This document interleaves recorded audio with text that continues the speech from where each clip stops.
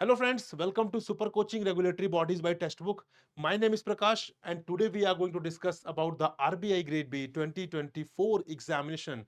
Reason being only 3 weeks are left and for these 3 weeks I'll be giving you 3 mantras by following which you can be confident in the examination, you can give your best in the examination and there is a high probability that you can clear phase 1 with confidence itself. तो क्या है वो 3 mantras? किस तरीके से आपको बचे हुए 21 दिनों में प्रोसीड करना है I will tell you in this session. So चलिए स्टार्ट करते हैं. The very first thing that you have to do is the full length mock test. Sir सभी बताते हैं, बिल्कुल सभी बताते हैं क्योंकि बहुत इंपॉर्टेंट है इसीलिए सभी बताते हैं. लेकिन सब यहाँ पे ये नहीं बताते हैं कि फुल लेंथ मॉक टेस्ट कितने देने हैं और कैसे देने हैं. आई विल बी टेलिंग यू कितने मॉक टेस्ट देने हैं और कैसे देने हैं, आपको उसको एनालाइज कैसे करना है. So guys you have to give the full length mock test in every 2 days. बचे हुए 3 वीक्स में आपको हर दूसरे दिन, ठीक है, हर 2 दिन में एटलीस्ट एक फुल लेंथ मॉक्स देने का कोशिश करना है और सिर्फ फुल लेंथ मॉक्स नहीं देना है, ठीक है. If you are giving full length mocks in every 2 days so आप लगभग 10 to 11 फुल लेंथ मॉक्स आप दे चुके होंगे अगर आप अभी से स्टार्ट कर रहे हैं before the phase 1 of your examination. And by full length mock test I mean कि आपको फेज 1 के फुल लेंथ मॉक टेस्ट देने हैं, ठीक है जी. तो इसमें अब आपको फुल लेंथ मॉक टेस्ट देने कैसे हैं, सबसे very very important thing that how you have to give the full length mock test. क्या सिर्फ आपको अटेम्प्ट करके छोड़ देना है, सिर्फ नंबर्स बढ़ाने हैं कि मैंने 10 दिए, मैंने 20 दिए, मैंने 25 दिए? जी नहीं, आपको देने 10 ही हैं, आप 10 दीजिए कोई दिक्कत नहीं है, ठीक है. द थिंग इज आपको यहाँ पे क्वांटिटी पर मैटर नहीं करना है, क्वांटिटी पर फोकस नहीं करना है. You have to focus on the quality. आप जो फुल लेंथ मॉक टेस्ट दे रहे हैं उसको you have to analyse very well. कैसे एनालाइज करना है? Suppose you are devoting 2 hours in giving full length mock test. उसके बाद आपको इक्वल टाइम लगभग 2 से 3 घंटे you have to devote for the analysis part of the full length mock test. कैसे करना है? आपको एक एक क्वेश्चन पढ़ना है जो भी आपने अटेम्प्ट किया है, चाहे आपने सही अटेम्प्ट किया हो चाहे आपने गलत अटेम्प्ट किया हो, ठीक है. आप एक एक क्वेश्चन पढ़ेंगे, आप उसका एक्सप्लेनेशन पढ़ेंगे. जब भी आप क्वेश्चन पढ़ेंगे आप इस चीज को ध्यान में रखेंगे कि आपने किस माइंडसेट से इस क्वेश्चन को अटेम्प्ट किया है, ठीक है. उसके बाद आप एक्सप्लेनेशन पढ़ेंगे. So you will get the way कि क्या आपने जिस माइंडसेट से किया था उसी माइंडसेट से इसको अटेम्प्ट करना चाहिए था या कुछ और ही लॉजिक है इसका. हो सकता है आपका गैस लग गया हो सकता है तुक्का लगकर आपको वो सही हो गया हो. तो वो चीज आपको तभी पता चलेगी जब आप उसका एक्सप्लेनेशन देखेंगे, राइट. और फर्दर इसके बाद आप इस तरीके से सारे क्वेश्चन करेंगे और आप अलग अलग क्वेश्चन डिवाइड कर लेंगे. लाइक फॉर एग्जाम्पल जिस क्वेश्चन में आप कॉन्फिडेंट थे वो सारे क्वेश्चन आप अलग एनालिसिस करेंगे. आप देखेंगे कि आप कॉन्फिडेंट थे, आपको पता था किस तरीके से इसे अटेम्प्ट करना है, क्या उस तरीके को सही करना था या नहीं करना था. सेकंड आप देखेंगे कि आप इन क्वेश्चंस में कंफ्यूज थे, ठीक है. आप दो ऑप्शंस में कंफ्यूज थे, उनको आपने अटेम्प्ट किया, उसमें से कितने सही थे कितने गलत थे और जो सही थे वो क्यों सही थे, किस माइंडसेट से किया आपने और किस तरीके से एक्चुअल में करना था. और जो गलत हुए वो क्यों गलत हुए, आपने क्या सोचकर उनको अटेम्प्ट किया था और एक्चुअल में उन्हें कैसे अटेम्प्ट करना चाहिए था. और जो थर्ड कैटेगरी है वो है कि आपने कंप्लीटली ब्लाइंड गेस किया था, उस ब्लाइंड गेस में कितने सही हैं कितने गलत है. पहली चीज ये, इससे आपको पता चलेगा कि आपको एक्चुअल एग्जाम में ब्लाइंड गेस करना है या नहीं करना है, ठीक है. अगर आपके ब्लाइंड गेस वाले क्वेश्चन गलत हैं सारे तो फिर आपको ब्लाइंड गेस नहीं करना है. और ब्लाइंड गेस करने की कोशिश वैसे भी मत करिए एग्जाम में, क्योंकि तुक्का आपका गलत भी हो सकता है और सही भी हो सकता है. पूरी प्रोबेबिलिटी है कि बहुत ज्यादा प्रोबेबिलिटी कि गलत हो सकता है, क्योंकि 5 ऑप्शन हैं, अगर आपको कुछ भी नहीं आता है तो 5 ऑप्शन में से एक सही मार्क करना इज अ मतलब बहुत बड़ा चैलेंज है वहां पर. तो ब्लाइंड गेस वाले में भी आपने जो मारा किस माइंडसेट से आपने ब्लाइंड गेस किया था और क्या एक्चुअल उसका एक्सप्लेनेशन है, इस तरीके से आपको पूरा डिटेल्ड एनालिसिस करना है. And also you have to make a strategy कि पहले किन क्वेश्चंस को आपको करना है, बाद में किन क्वेश्चंस को आपको करना है. कैसे पता चलेगा? जब आप हर मॉक टेस्ट देंगे 2 घंटे में आप क्या सारे क्वेश्चंस कर पाए, सबसे पहली बात. अगर आप नहीं कर पाए तो आप कहां मिस्टेक कर रहे थे, आपने शायद पहले लेंदी क्वेश्चन उठा लिया था. बट वही चीज आपको सारी एनालाइज करनी है, पूरी स्ट्रैटेजी आपको बनानी है. सो आपको ये पता चलेगा आफ्टर गिविंग 10 मॉक्स कि आपको पहले क्या करना है. आपको पहले पेपर एक बार उस कंपोनेंट का, suppose if I tell you about the reasoning part, तो रीजनिंग पार्ट के लिए you will be given 45 minutes, ठीक है. तो उस 45 मिनट्स में आपको 3-4 मिनट्स निकालने हैं पहले. And you have to analyse all the 45 all the 60 questions in the reasoning part. आपको एक बार फटाफट एनालिसिस करना है ऊपर से कि ये क्वेश्चन इनमें से कितने इजी हैं, कौन से आपसे आते हैं कौन से नहीं आते हैं, किसको आप बाद में करेंगे किसको आप पहले करेंगे. तो लगातार जब आप 10 फुल लेंथ मॉक्स में इस तरीके से आप अटेम्प्ट करना चालू करेंगे, सो आपके पास एक क्लियर कट स्ट्रैटेजी होगी कि एग्जाम में भी आपको यही करना है. आपको पता होगा आपको किस तरीके से प्रोसीड करना है. सबसे बड़ी मिस्टेक हम क्या करते हैं एग्जाम में, सबसे बड़ी मिस्टेक हम ये करते हैं कि हमने क्वेश्चन नंबर 1 देखा और हम स्टार्ट कर दिया हमने अटेम्प्ट करना, ठीक है. हमने बाद वाले नहीं देखे. हो सकता है क्वेश्चन नंबर 1 बहुत डिफिकल्ट हो सकता है क्वेश्चन नंबर 1 बहुत लेंदी हो, लेकिन आपको कैसे पता चलेगा? जब जब आप यहाँ पे सारा क्वेश्चन जब आप देखेंगे तभी आपको पता चलेगा। इसलिए कभी भी डायरेक्टली क्वेश्चन नंबर 1 से स्टार्ट मत करिए। एक बार पूरे क्वेश्चन जल्दी-जल्दी रिव्यू कर लीजिए, आपको देखते ही पता चल जाएगा कि आपने टॉपिक किया है कि नहीं किया है, आप इस टॉपिक में कॉन्फिडेंट हैं या नहीं कॉन्फिडेंट हैं, तो उनको हिसाब से मार्क कर लीजिए, ठीक है? अगर आप कॉन्फिडेंट हैं उनको अलग लिख लीजिए, जिन पे आप कॉन्फिडेंट नहीं उनको अलग मार्क कर लीजिए। आप वहाँ पे अलग-अलग कलर से मार्किंग कर सकते हैं अपने एक्चुअल एग्जाम में, ठीक है?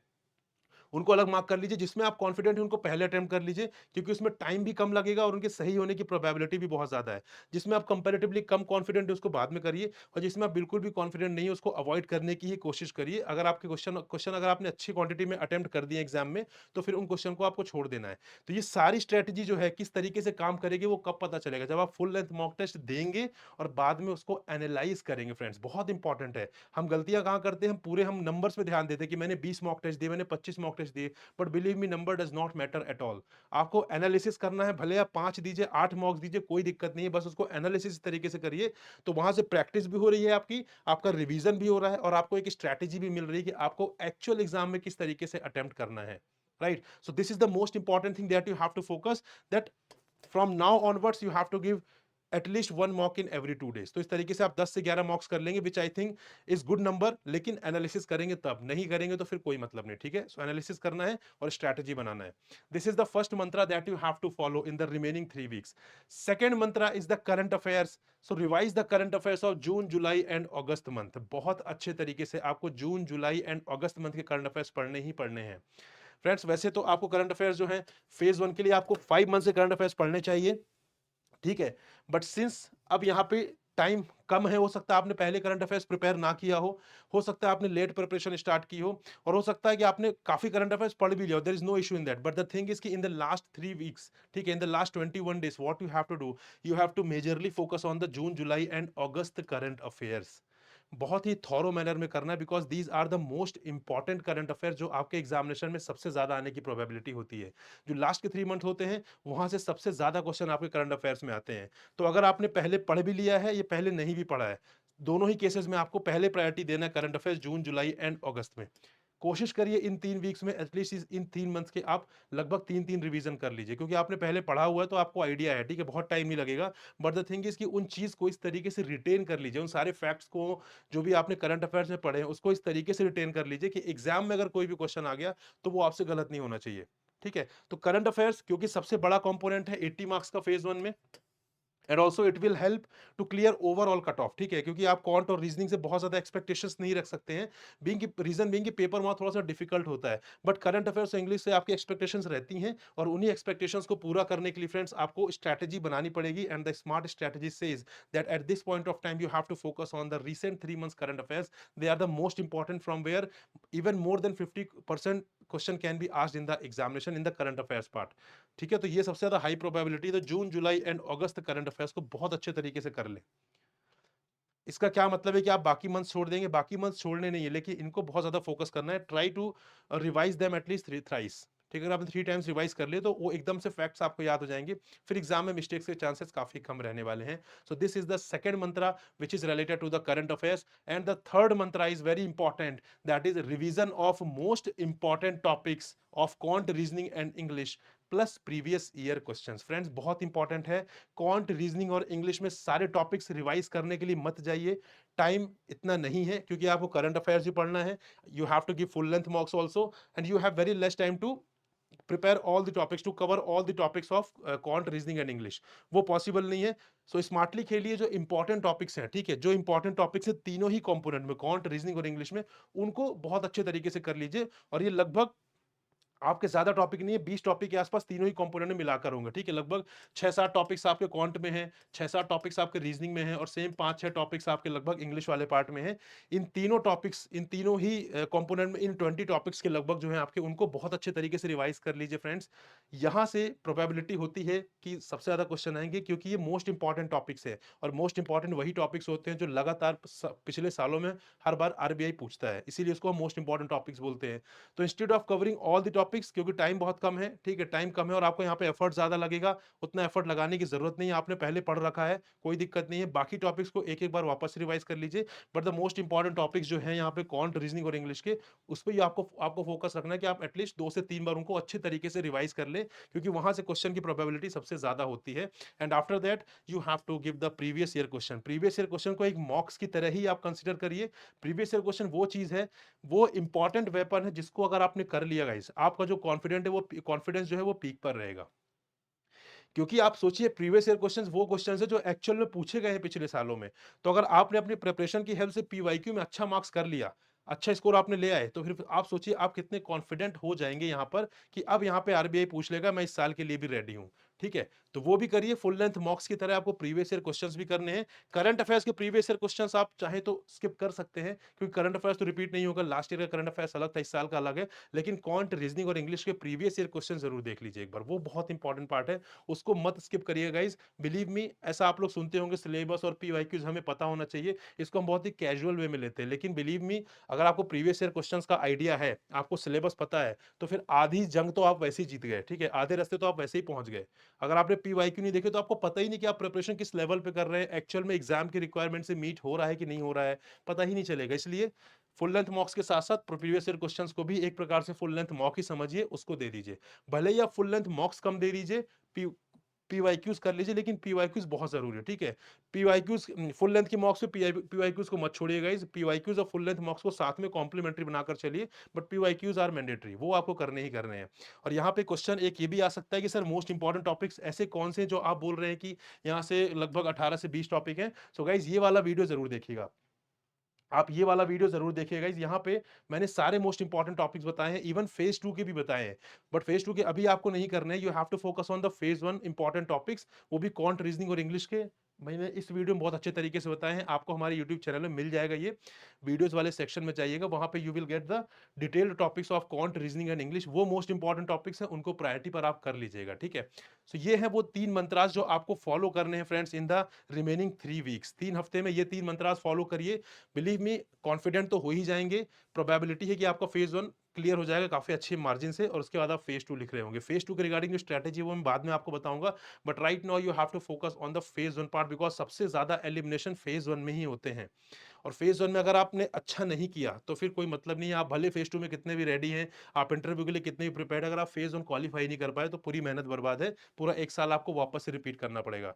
तो यहाँ पे कोशिश करिए एलिमिनेट नहीं होना है, फेज 2 पर पहुंचना है। एक बार फेज 2 पहुंच गए, फिर वहां पे चीजें आप नए सिरे से प्लान कर सकते हैं। ठीक है जी, so this is all with respect to this video. And friends, we have launch the 2025 foundation course for RBI grade B examination. तो जो लोग यहाँ पे रिसेंट ग्रेजुएट्स हैं, या जो इस साल एग्जाम नहीं दे पा रहे हैं, नेक्स्ट ईयर का प्लान कर रहे हैं, सो फ्रेंड्स आपके लिए बहुत अच्छी अपॉर्चुनिटी हम लेकर आए हैं in the form of Lakshya batch, which is a foundation course for RBI grade B 2025 examination. यहाँ पे you will have a dedicated faculties for all the subjects, और सारे ही फैकल्टीज वेल एक्सपीरियंस्ड है, एटलीस्ट 5 years ऑफ एक्सपीरियंस है सभी के पास regulatory domain में, अपने अपने सब्जेक्ट्स में। तो यहाँ पे आपको फैकल्टीज के साइड से कोई भी इशू नहीं मिलेगा फ्रेंड्स, हम बहुत अच्छे तरीके से चीजों को यहाँ पे कवर करने वाले हैं, बहुत ही बेसिक से कवर करने वाले हैं, और आपको आरबीआई के लेवल तक ले जाएंगे, क्योंकि आपके पास सफिशिएंट टाइम है, और उस टाइम का सही यूटिलाइजेशन हम करेंगे। और हम आपको इस तरीके से चीजें कवर कराने की कोशिश करेंगे जहां पर आप यहाँ पे, आपको फिर कोई बुक रेफर नहीं करनी पड़ेगी, आपको रिवीजन में कम एफर्ट लगाना पड़ेगा, क्योंकि हम चीजों को अंडरस्टैंडिंग डेवलप करेंगे, हम याद नहीं करवाएंगे आपको ये चीजें आप याद कर लीजिए, हम वहां पे अंडरस्टैंडिंग डेवलप करेंगे आपके लिए, ताकि आप उसमें बिल्कुल आपके सबकॉन्शियस माइंड में वो चीज जाके रिटेन हो जाए। And friends, this is my Telegram channel, जो कि आप यहाँ पे ज्वाइन करिए। ये पर्सनल मेरा ही चैनल है, यहाँ पे जो भी क्वेरी है आप पूछ सकते हैं with respect to the strategy, with respect to the content of any NABARD, PFRDA, SEBI, IFSC, जिस भी एग्जाम को आपको इशू है, उसके रिगार्डिंग आप यहाँ से डायरेक्टली मेरे साथ कनेक्ट कर सकते हैं। फिर आपको कहीं भी किसी सपोर्ट टीम को मेल करने की जरूरत नहीं है, सपोर्ट टीम को कॉल करने की जरूरत नहीं है, आपको जो भी क्वेरी है आप ग्रुप पे पोस्ट कर दीजिए, I will be answering, I will be resolving that particular query. So scan this scanner here and you can join the Telegram group, बहुत बेनिफिट होने वाला है आपको। And also this is the coupon code guys, Prakash, Prakash जो भी आप course यहाँ subscribe करेंगे, चाहे वो क्रैश कोर्स हो इस साल का, चाहे नाबार्ड की टेस्ट सीरीज हो, चाहे अगले साल का आरबीआई का कोर्स हो, कोई भी कोर्स यहाँ पे सब्सक्राइब कर रहे हैं, you can use the coupon code Prakash which is my name and that will work as a coupon code. And इसको अप्लाई करते you can see the drastic reduction in prices and also that will make the course more affordable for you. तो friends यहाँ पे जो price के जो हमने courses रखे हैं स्पेशली 2025 एग्जामिनेशन के फॉर आरबीआई ग्रेड बी जो फाउंडेशन बैच है हमारा, वहाँ पे प्राइस हमने काफी कम रखे हैं because we want everyone to afford the price and everyone to be become the part of this particular course. यहाँ पे सभी कोर्स का पार्ट बने, उसका एडवांटेज ले सके। And friends quantity price wise हमने थोड़ा सा कॉम्प्रोमाइज किया बट क्वालिटी हम बिल्कुल भी कॉम्प्रोमाइज नहीं करने वाले हैं, there is no doubt about it, बल्कि हम 110% देने को तैयार हैं। बट द थिंग इज कि हम रेडी हैं, अगर आप रेडी हैं तो आइए फिर मिलकर तैयारी करते हैं 2025 की और बिल्कुल क्लियर कर देते हैं इस एग्जाम को और आरबीआई ग्रेड बी ऑफिसर बन जाते हैं। So thank you very much. This is all for this session. We'll come with another informative video. Till then, goodbye and happy learning, guys.